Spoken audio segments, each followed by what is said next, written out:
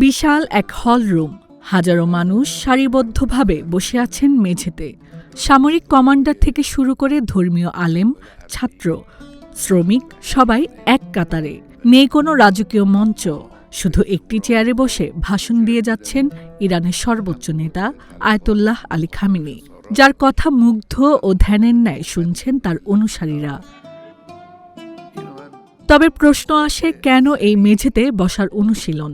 একবিংশ শতাব্দীতে এসেও কেন ইরানের সর্বোচ্চ নেতা ও তার অনুসারীরা পশ্চিমাদের মতো চেয়ারে বসেন না?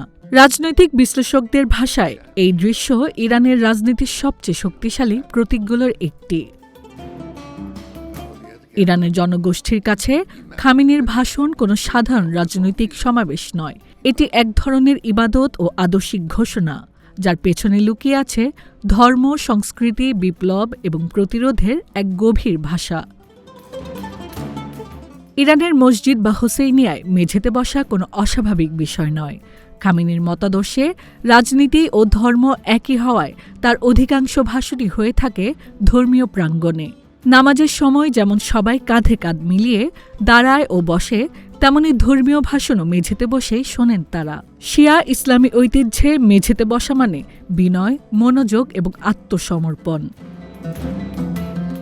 ফলে শুধু একটি চেয়ারে খামেনির বসে থাকার চিত্র বোঝানো হয় তিনি কেবল একজন রাজনীতিবিদ নন, তিনি একজন ধর্মীয় পথপ্রদর্শক। আর শ্রোতারা কেবল নাগরিক নন, তারা অনুসারী।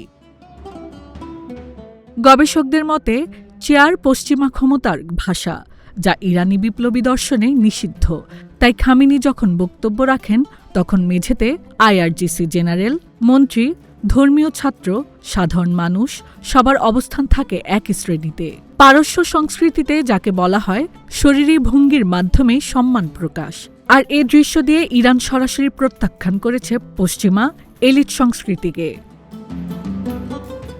দেশটির ধর্মীয় শাসনের এ বার্তা বোঝায় ইরানের ক্ষমতার ভাষায় নেই পশ্চিমা অনুকরণ, এখানে নেতৃত্ব মানে এক কাতারে বসা।